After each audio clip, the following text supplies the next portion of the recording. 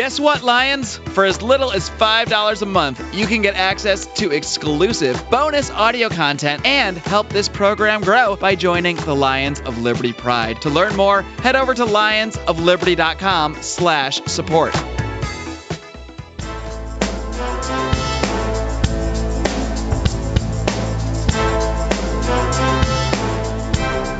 Welcome to Felony Friday, a presentation of the Lions of Liberty podcast. Here is your host, John Odermatt. Felons, friends, and freedom lovers, it is time for another edition of Felony Friday right here on the Lions of Liberty podcast. Of course, Felony Friday is the show where each and every single week we focus on exposing injustice in this nation's broken criminal justice system. And Felony Friday is one of three shows that we have here on the Lions of Liberty podcast feed. Every Monday, we have a show hosted by Mark Clare. It's our longest running show. It's our flagship show. And Mark does interviews with leaders in the Liberty movement. He hosts roundtable discussions, one of those being our monthly episode of Libertarians in Living Rooms Drinking Liquor. And then every Wednesday, we have Electric Liberty Land, hosted by Brian McWilliams, your weekly shot of culture, comedy, and liberty. And you can get all three of these by subscribing through iTunes or Stitcher or Google Play to the Lions of Liberty podcast to get all three of those shows in your feed every single week. On today's show, I'm going to be introducing my guest here in just a minute.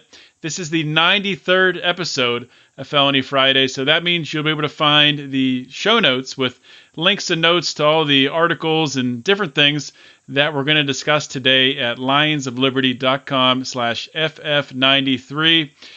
And my guest today is Remso Martinez. And Remso, for those of you that don't know him, who aren't familiar with him, he is a political commentator. He's a campaign consultant. He's a multimedia producer, and he lives in the D.C. area. Remso is probably best known to the listeners of this show, of this podcast, for his show, the Remso Republic. He's been interviewed by Mark one time at least. He's been on our Libertarians in Living Rooms Drinking Liquor show. He's been on Electric Liberty Land with Brian McWilliams, and now he's making his Felony Friday debut this week. So, Remso, welcome to Felony Friday. I think I just completed the Liberty Lion Trinity at this point, or trifecta if we count Libertarians in Living Rooms Drinking Liquor. John, it's great to be on. Thank you so much. Yeah, you've made the big time. We saved the best show for last. You've made Felony Friday, so you've graduated. Congratulations. I could die happy now. After Eric Holder tries to kill me, of course. Who knows? Yeah, you are walking in some risky waters, and I guess I'm kind of joining you here right now. We're getting tracking down Eric Holder as he snakes into your neck of the woods there in Virginia. And like I said in your intro, you reside in Virginia, real close to the belly of the beast there in D.C. So you have an article that just came out where you talk about this Eric Holder snaking in to a fundraiser, a Democratic fundraiser, to raise some money for Democratic campaigns in your area down there. And surprisingly, it wasn't really advertised as you would expect. So you started looking into it, and I want to talk about that a lot. But before I do that, what tipped you off to this? How did you find out that Eric Holder was back on the Democratic fundraising circuit? Well, the strange thing about this was I had told many of my friends from the 2016 election cycle that for the Virginia governor's race and for all the down ticket races, essentially I was going to stay out of it. My days as a political consultant, as a campaign manager and all that jazz, essentially after 2016, I'm not going to say it broke me, but it really just, it left a bad taste in my mouth. I was essentially done with that. I wanted to just focus on, advocacy and journalism at that point. So it got to the point where over the summer, particularly, we had seen a rise in political violence from both the alt-right in several cases, but primarily, I'm going to say like 99% of the time, from the Antifa thugs, the Black Bloc, BAM by any means necessary. We've been seeing them jump up throughout the country. And the one thing that I began to notice was that you start to see the same faces over and over again when it comes to these things, even when they try and mask themselves with black hoodies and Gucci glasses. But you follow the money, you start to follow the people, you look at the people that are out advocating for them, and what you start to see is a trend.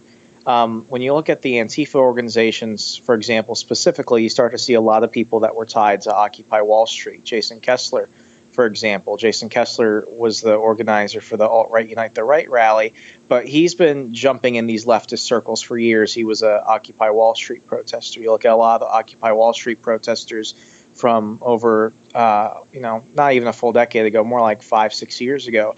And a lot of them ended up becoming college professors, ironically, and now they're leading these Antifa students and everything.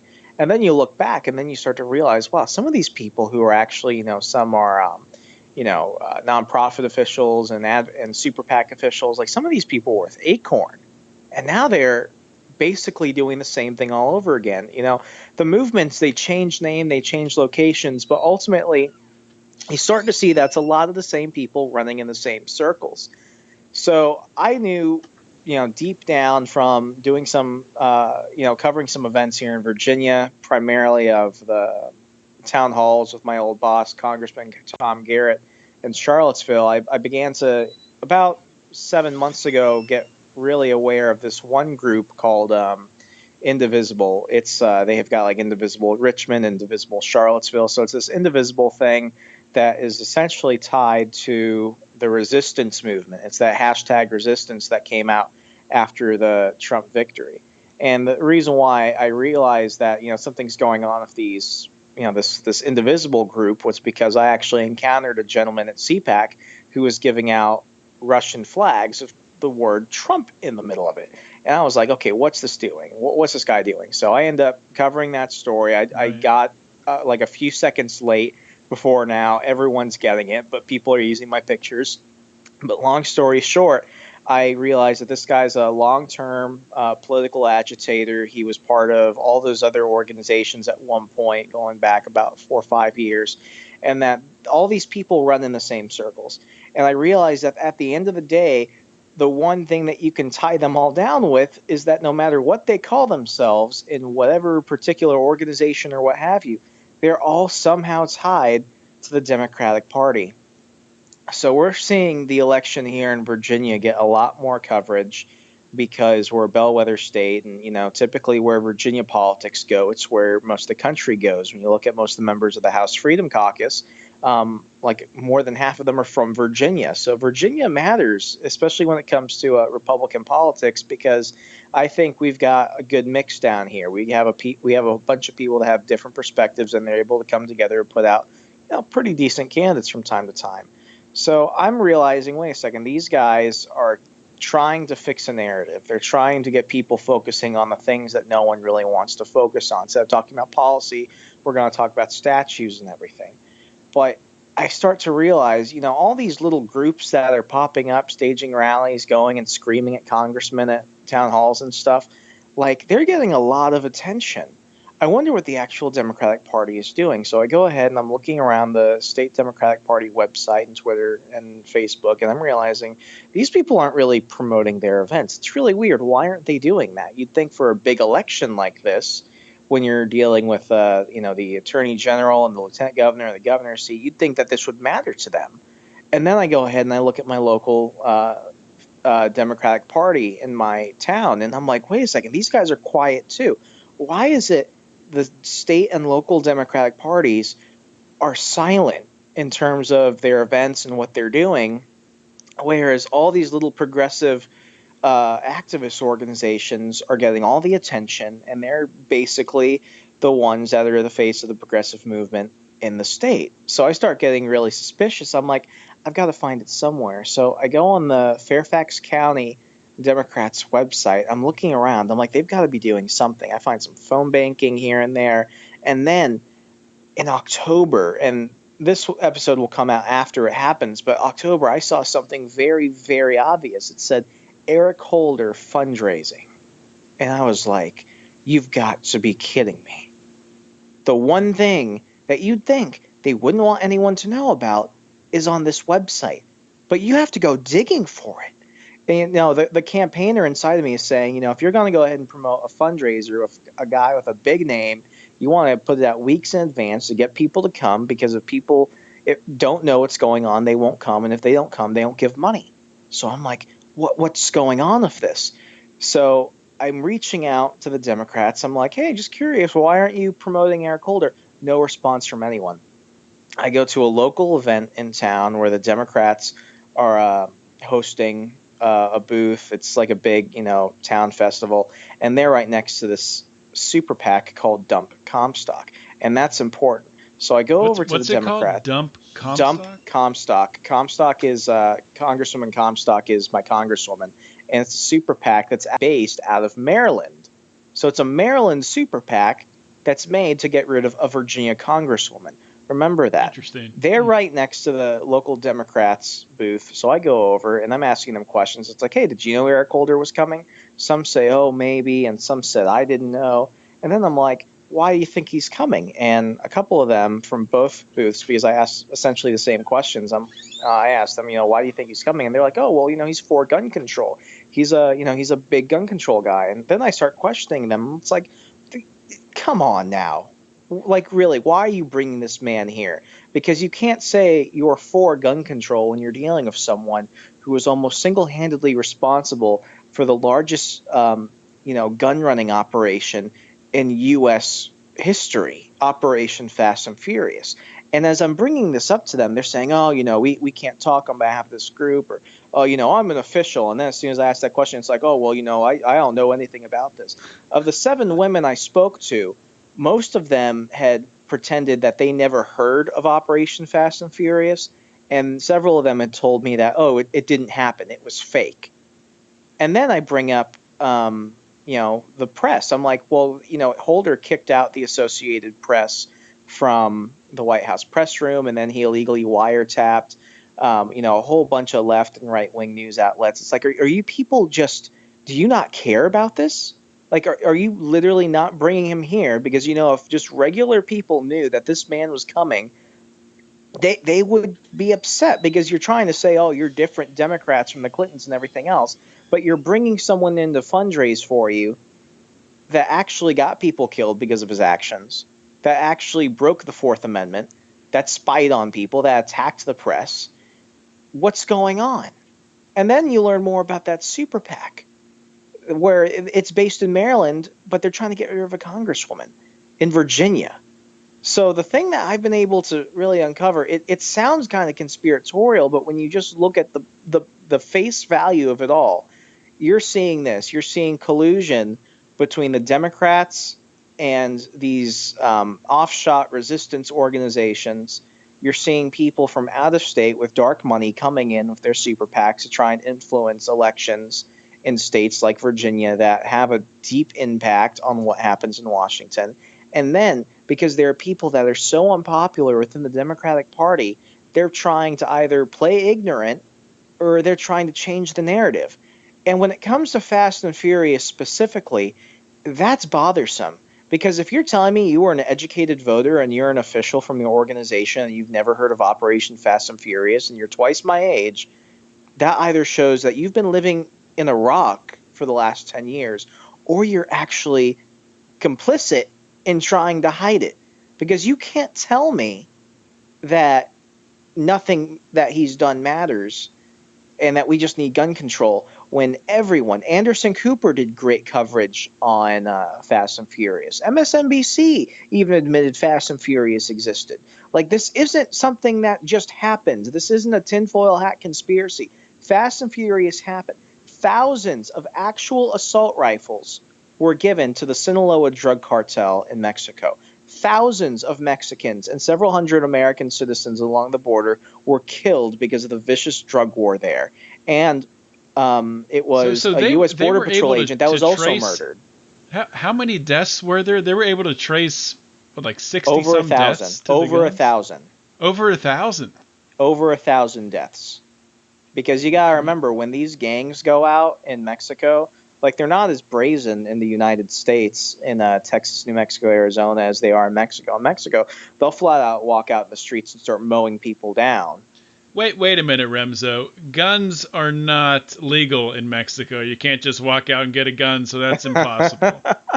Well, the thing about bad guys is that they don't necessarily care about the laws. I mean, last I checked, murder is illegal and it's the most egregious crime you could commit. But people are out there committing murder.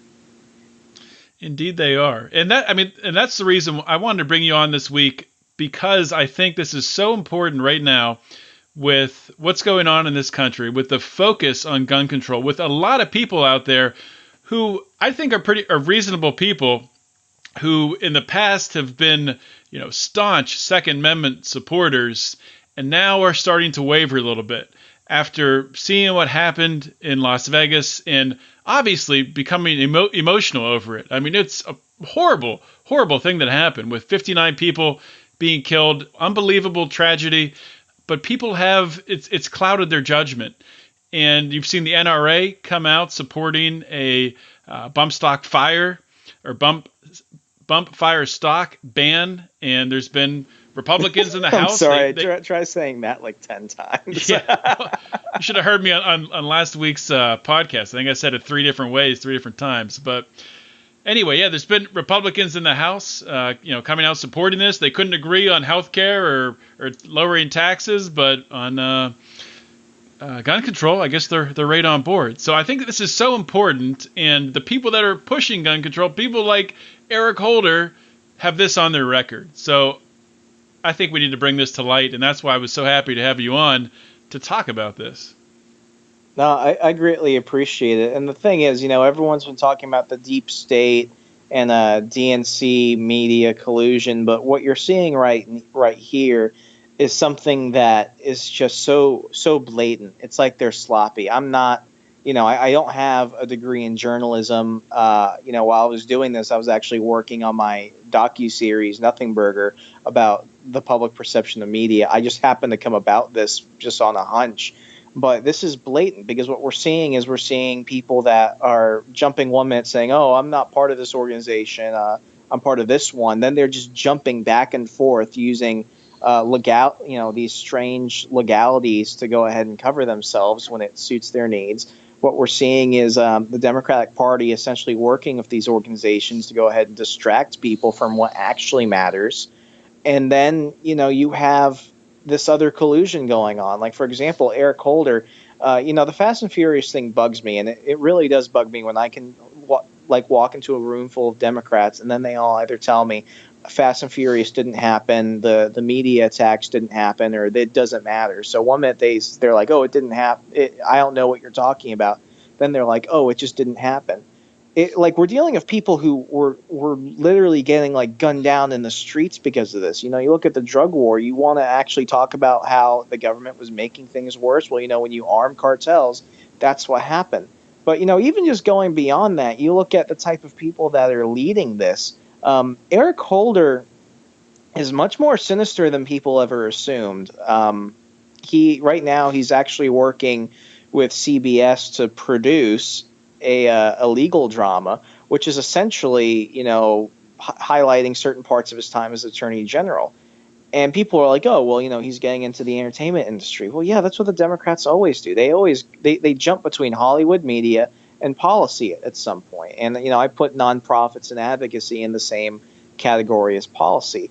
But, people are like, well, Remso, why are you hounding on Holder producing another legal show? And it's like, when you have a fictitious narrative that people know is a reflection of what's actually happening, that could sometimes change public perception of figures that they're able to tie to something that's more favorable.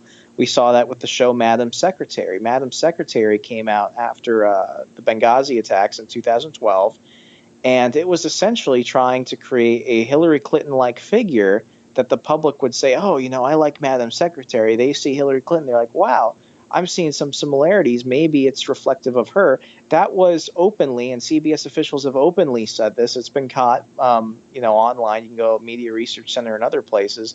But shows like that were created as, almost a pseudo campaign tool. So here you have the entertainment industry that's going ahead and crafting this narrative. But then you look at everything else. The media is not talking about this. I actually sent the story to several different news sites when the first article came out talking about Holder's activities here in Virginia. I sent it to a whole bunch of other sites, several mainstream conservative sites based out of Virginia. And only one outlet, the one that I ended up writing for and covering this story for, actually picked it up. Because this is a big thing. The thing about Virginia is that Hillary, the only reason why she won Virginia as a battleground state is because of Northern Virginia, because you have a lot of people from the East Coast coming down to escape progressive policies, and then they come here and they look at us and they're like, oh, you uncivilized people, let me tell you how to run a state. And then they basically try and destroy Virginia with their progressive policies again. But when I was working for Congressman Tom Garrett's campaign at the time, I knew a lot of people volunteering for the Republican Party here that were diehard Trump supporters, but they were not voting Republican down ticket because they were just very blue-collar Democrats that liked what he had to say. But when it came to their congressmen and everything else, they wanted the subsidies, they wanted the handouts and everything. And if those blue-collar Democrats, those independent, old-school Democrats, learned that sneaky freaking Eric Holder was coming here trying to influence their election, don't you think they'd have a problem with that? When it comes to, the establishment Democrats right now, people don't realize this, but the Democratic Party is more split than they want you to think. And when you're bringing in people that everyone kind of knows, like, okay, that dude, Eric Holder is the first and only attorney general to ever be held in contempt of Congress because of Fast and Furious. If more people realize that they're trying to bring him down to fundraise or collude or whatever, like, people are going to have a problem with that. I was undecided as to how I was going to vote in this upcoming election because ultimately I was tired, and I don't necessarily think a lot of these people are going to bring a difference. But knowing how the Democrats are playing and knowing how much emphasis they're putting on this Virginia election, like, these people, like, they're just absolutely insane. They're causing violence. They're fixing the news. They're trying to create a disastrous narrative that takes away people's thoughts from policy and what actually matters. And then they're bringing on people that literally escaped one of the biggest blatant black eyes of justice that we've seen in decades. I don't know how anyone can think that the Democratic Party, especially here in Virginia, is not trying to literally screw thousands of people over because of this. Because at the end of the day, it's not that they think that you're stupid. It's that they think that you'll follow along with the emotions of the moment. And if the emotions of the moment are all these visceral issues that don't really matter, and you just need to get your talking points or else they're going to ostracize you, then nothing else matters. They already win. They're trying to create a narrative, and they're bringing in people like Eric Holder to do that. So they're using, you would say, I think if I'm understanding what you're saying right, is they're using these Antifa type groups. They're funded. A lot of these groups are funded by people like George Soros and the like, using them to really wage a cultural war that is getting lots of media coverage and distracting a lot of people.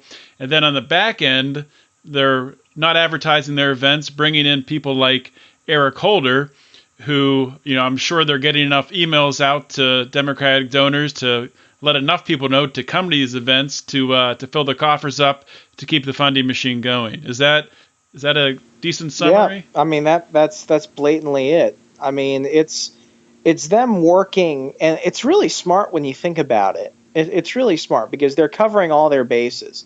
It's create a narrative. It's go ahead and make sure that the information you don't want out doesn't get out. And then, I mean, this is the cult-like personality of the Democratic Party. You just go ahead and make sure that you're pushing out this echo chamber where you're making sure you're getting your same talking points out over and over again, and you don't step aside from that. I bet those women I spoke to at that event, that those activists and that official from the Democratic Party that was trying to talk to me, and I put the edited clip online. I'm going to actually put up the full conversation on my RSS feed for my podcast in the coming days. I'm trying to get them to admit some stuff because they don't want me to put that entire clip out. But I'm going to put that entire clip out because, frankly, they're not working with me, and I don't care to work with them if they're not going to be honest. Did they know that you were recording? Oh, yes. I got their permission to do it. The only cop-out was that they refused to tell me their names, but they shouldn't have tried to remove me from that event because eventually I got their names. So they actually tried to physically remove you from the event? They tried to. They had the one official, she started yelling at me towards the end, and in the edited, I don't think it's in the edited clip. In the full clip, you hear her say, just leave, just leave. But she has a whole bunch of activists stand behind me, start yelling at me and clapping, and they're just trying to like shush me out. So I actually went home, got in a change of clothes, got back with a baseball cap and glasses, and walked around taking selfies, getting their picture. And then I was like, okay, my pool of sources, tell me who these people are. So I know their names, I've got their number, and I'm going to go ahead and put out this information, because you have people that are saying that they're extremely intelligent, extremely active voters, but you're telling me that you never heard of Operation Fast and Furious.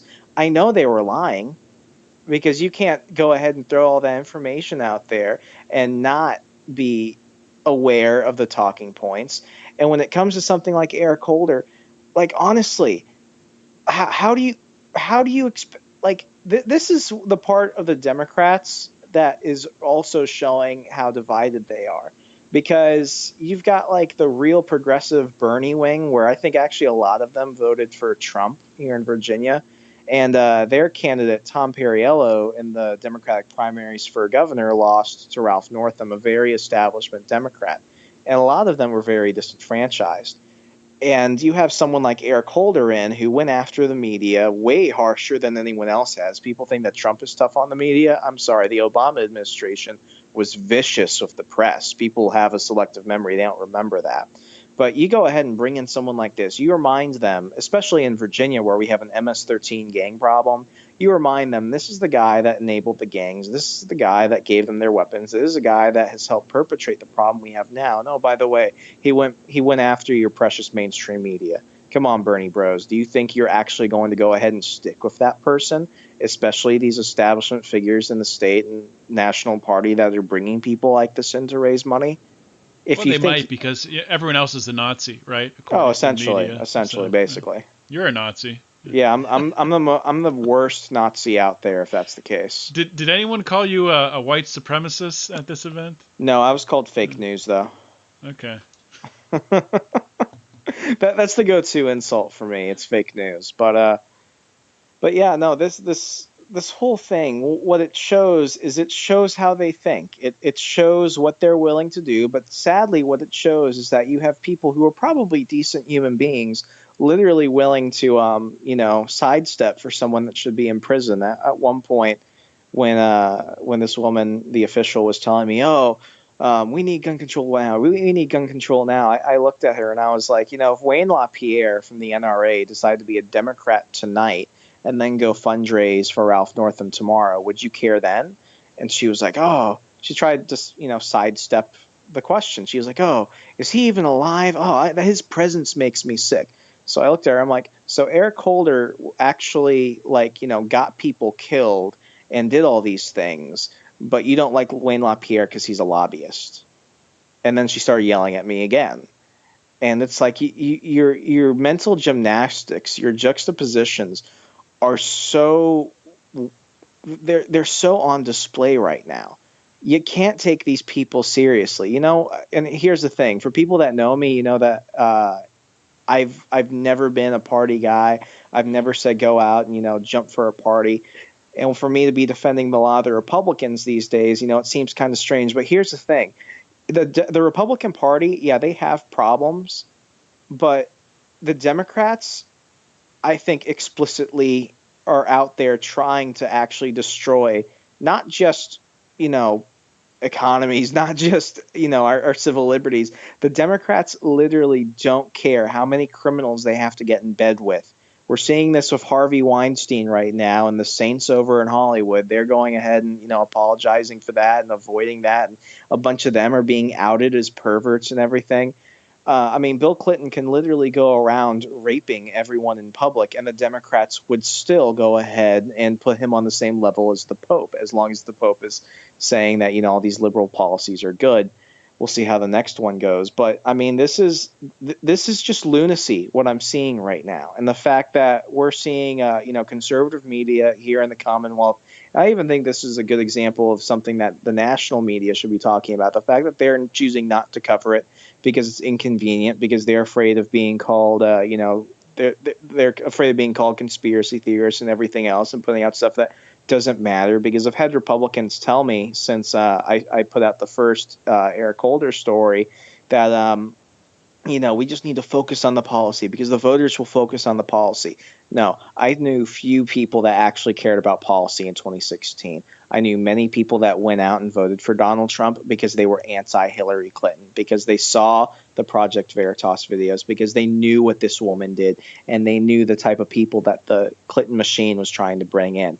And if you were afraid of that then, this is worse now, because Clinton, she never had to go out and pull the trigger on things. She never had to go out and blackmail people. She had people go out and do that. And when you're dealing with someone like Eric Holder, he's probably more terrifying because he wasn't just the one giving the orders. He was the one actually going out and doing things himself. And I can tell you right now, Smart Money says he's going to try and run for office. I don't know if he's going to try and run for president or if he's going to try and run for governor or something. But we're seeing this man try and create a network for himself.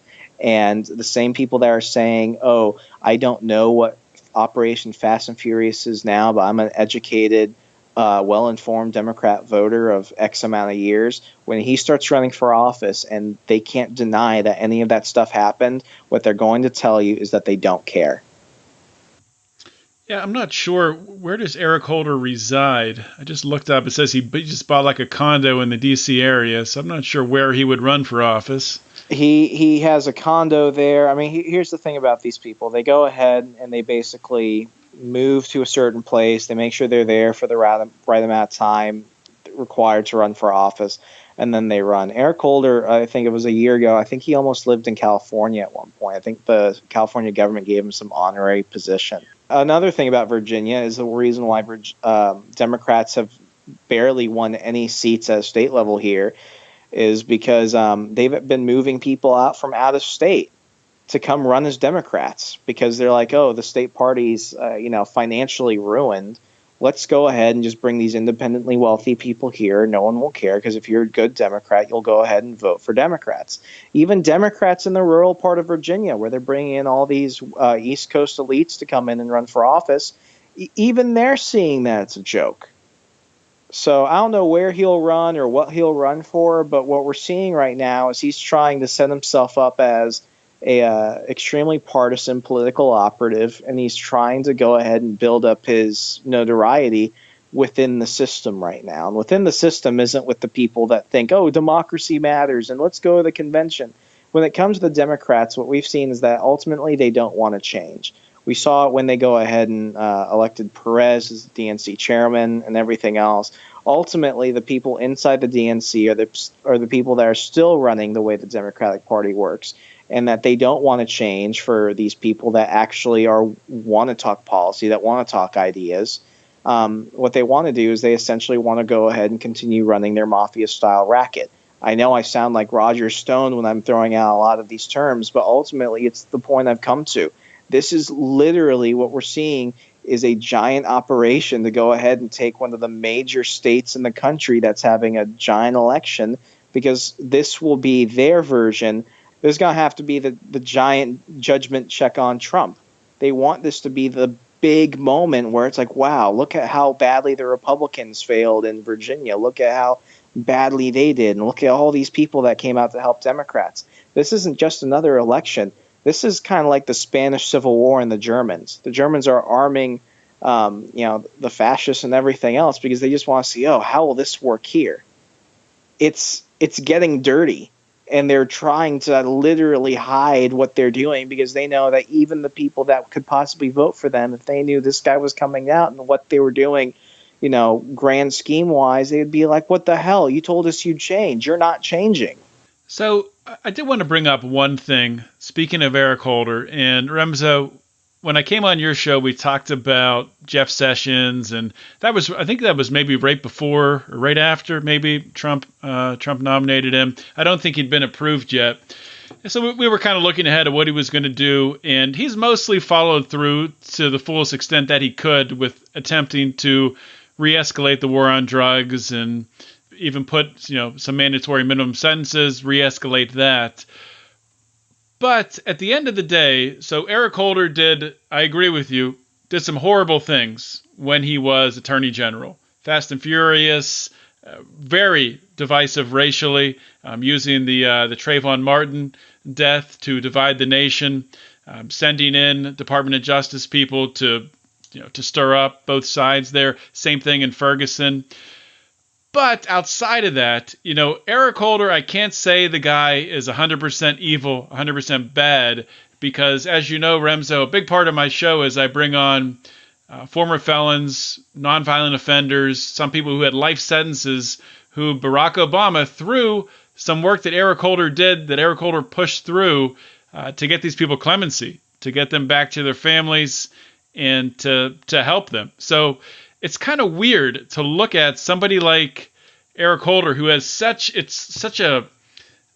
can't think of a better way to say it, but black and white, a good and evil side to him, because the one side is so horrible, and the other side, he actually seems like he could be a compassionate guy trying to help people, but when you look at it honestly, it's probably not that. It's probably just him playing politics the same way Obama was playing politics, because if they weren't, why did they wait until the 7th and 8th year of the two-term presidency to do this stuff? So I'm sure it was mostly playing politics, but it's hard for me to reconcile that. And I almost wish that, I'm not going to say I wish that Eric Holder were still the Attorney General, because I don't, but I wish that we had somebody who just held that viewpoint and was more liberty oriented on the other view. So what are your thoughts on that? Is that something that you've put any thought into? I have, and in this situation, you brought up the good things he did. And, you look at Napoleon, he cleaned the streets of Paris, and you look at Hugo Chavez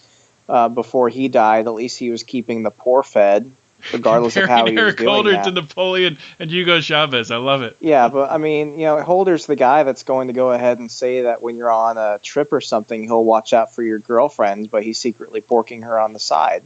With Jeff Sessions, here's the thing. You know what he's thinking. You know what he is. He's a very two-dimensional person. Jeff Sessions, in my opinion, is a bad attorney general. I went ahead and gave him the benefit of the doubt. I was on your show and the Alex Mercedcast. I actually went on the record saying, he's a law and order guy.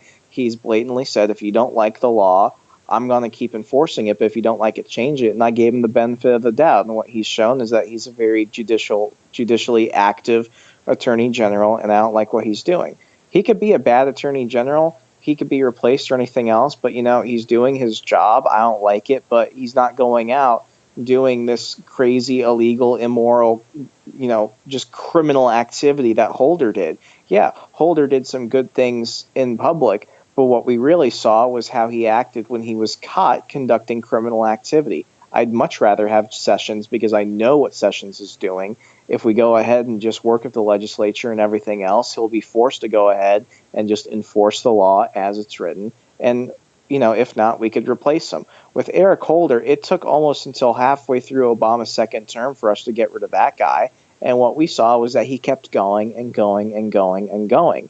And as far as Sessions goes, whenever that man does decide to retire, he might go out and campaign for some people. But having lived in Alabama, I don't think that Sessions is really going to do much. I think he's just going to go back into public life and just try and, be low key. With Holder, what we're seeing now is that he's playing power politics across the country, and that he's jumped back into the same ossified Democratic Party machine that we thought came down with the Clintons. If anything, what he's done is he said, look at this broken death machine. Let me go ahead and pick it up and get it running again.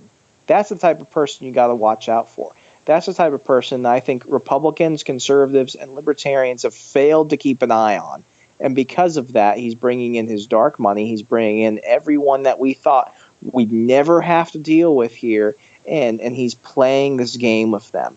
He's using everyone, our taxpayer money, our property, our businesses. He's basically holding us hostage in a sense, and nobody's bringing it up. And when we try and corner the Democrats, when I try and corner the Democrats on this, they play ignorant, they say it's not real, and then they go ahead and they try and get rid of you. So where can people find your story on this? I know you wrote an investigative report, investigative article on it. And can you just tell us everything you're doing, because I know you have like 7 different projects going on right now. So plug away. Feel free to plug everything. I'm working with the great folks over at the Republican Standard. It's a Virginia-based conservative website. They were the only ones that were willing to pick up my Holder piece. So everything that you want in terms of my Eric Holder investigation, my investigations into the Democratic Party of Virginia, go ahead and check it out, the Republican Standard. For my podcast and everything else, it's super basic. It's remsorepublic.com, REMSO Republic.com. We're wrapping up season 3, but we've got some great stuff going on. I'm working on a docuseries right now, which is starting production around the time this episode comes out. You still have time to donate for our Indiegogo campaign if you want. We're trying to raise some money for that. But it's called Nothing Burger, The Media versus You. It's inspired by my favorite person in the media, Van Jones. And what I'll be doing is I'll be going to D.C. and I'll be doing everything from one-on-one interviews to man-on-the-street interviews. I'll be hosting some town halls, essentially just to see where people, from different worldviews and mindsets and political flavors, how they think of the media and whether or not we could trust them. And the question is, if we can't trust them, can we even trust ourselves? So I'm working on Nothing Burger, and I gotta give a plug for this. If you guys like to do stuff other than politics, I do a whole bunch of other stuff for our premium content over on Patreon. You can get a whole bunch of cool stuff for $1 a month. So go ahead and check me out there. Oh, and the Twitter is Remso101, REMSO101. And I will link to all of that on the show notes page. Remso, thank you so much for coming on the show. And Remso and I are actually going to do, we're going to play Is It a Crime and Should Anyone Do Time? But that will be in the Lions Pride. Woo! So you have to join for that. And you can join the Lions Pride by going to lionsofliberty.com/support. So Remso, thank you so much for coming on the show. Appreciate it, John. Take care. Hey guys, this is Roger Paxton, and if you're fed up with the government running every single aspect of your life, but you're not listening to the Lava Flow podcast yet, then what's wrong with you? Check us out at thelavaflow.com, or just go back to sucking up to the government. The Lava Flow podcast, striking the root every single episode. This is Chris Spangle, and I am the host of We Are Libertarians, which you can find in iTunes, Google Play, or at wearelibertarians.com. We are a podcast that brings you all of the irreverence that modern politics deserves by examining current events from a libertarian perspective. So please, check us out at wearelibertarians.com. Hey everyone, the Johnny Rocket Launchpad is Liberty. Each week we strive to bring you the best guests in talk radio. The Johnny Rocket Launchpad delivers weekly interviews of noteworthy politicians, experts, and activists. The Johnny Rocket Launchpad is bringing the party to the Libertarian Party and launching ideas in your direction. Check us out at johnnyrocketlaunchpad.com. You can hear me, Kurt Nelson, and the beautiful Heather Nixon talk about the ideas of liberty, rock and roll.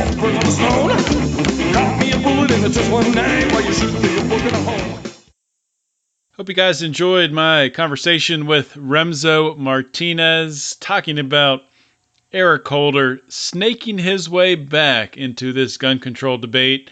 And it's concerning. It's very concerning. That's why I wanted to talk about it, especially after my episode last week where Rico and I talked about the possibility, the correct libertarian stance to have on guns is to legalize all of them, to have legal automatic firearms. So there's going to be a lot of debate, a lot of money, a lot of force coming from the left, coming from the gun control side, trying in any way possible they can to take an inch to regulate our firearms. And they'll start with bump fire stocks, but they won't stop there. So, guys, we got to fight, and we're not going to fight by saying, okay, you can take bump fire stocks away.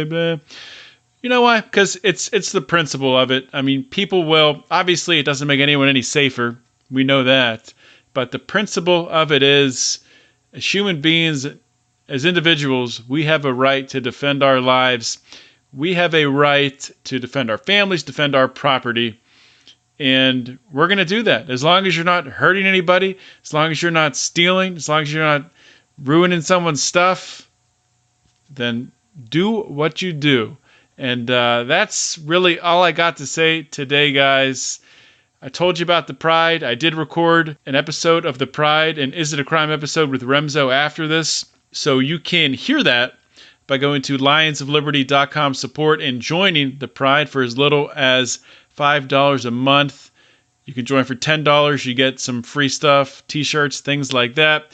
$25, you get more free stuff, and you get to talk with us once a month on a monthly conference call. So it's a lot of fun. And all Pride members get in the secret Pride Facebook group. So it's a great time. Join the Pride. We have a lot of recurring episodes. We've talked about before, Conspiracy Corner, Is It a Crime, like I recorded with Remso. We have a degenerate gambling roundtable, which we just started up with myself and Brian and Rico. There's no real money bet, but it's fake money, picking football games. And we now have a Pride member who is competing with us. And if he can beat us, then he'll get a free t-shirt. So come join the Pride and compete. Come take us on. Be a lot of fun. That's all I got. As always, DonorSee, check it out. Best way to donate to charities that there is right now. You can actually see your donations go to work. So it was tremendous to see what DonorSee did with the terrible flooding after Hurricane Harvey. So check that out. Check out DonorSee. Pick a project to donate to. That's all I got for today, guys. Thank you so much for listening. This is John Odermatt signing off. Always remember to keep your head up and the fires of liberty burning.